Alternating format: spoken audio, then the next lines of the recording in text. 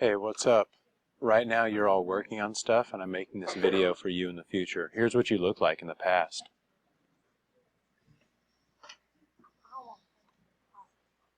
Whoa, things are so different now in the future, aren't they? Okay, so this video is about how to give context to the evidence in your outline. The idea behind it is that if you look on your outline, and we're going to go back to this example outline where we have the intro paragraph summary, the thesis statement, this is all done. We're going to go use this number 2 as an example. This is your first element of the text that created the theme. In this case, the person chose important decisions and actions that the main character made as something that helped create this theme. Just as a review, their thesis statement, the thing they said, is that the theme of The Call Wild by Jack London is if you put your mind to something, you can do it. It's all about determination. So they had to select all this evidence to show how this character showed determination and how determination helps you do whatever you want to do.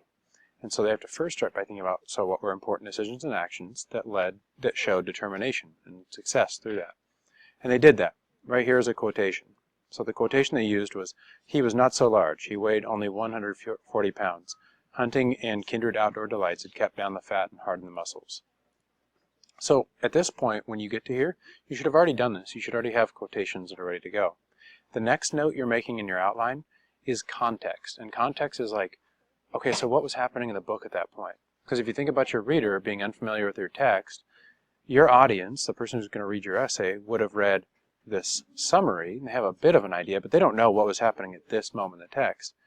So this part right here, explain the part of the book in your words, that's what you're going to be doing for this step.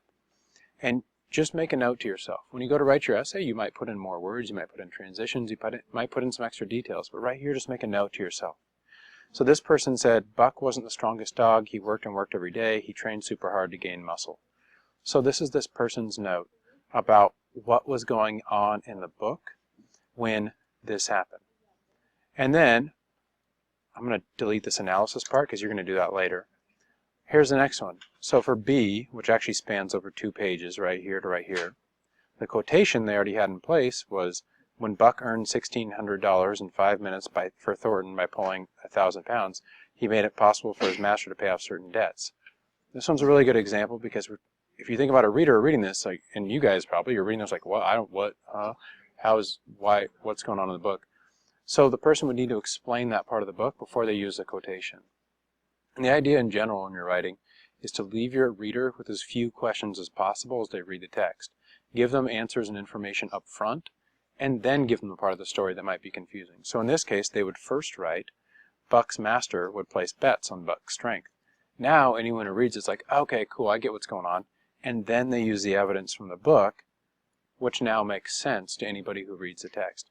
So for this step, go through and everywhere you see explain part of the book in your words, write a little explanation of what was going on in the book when this quotation that you're using happened.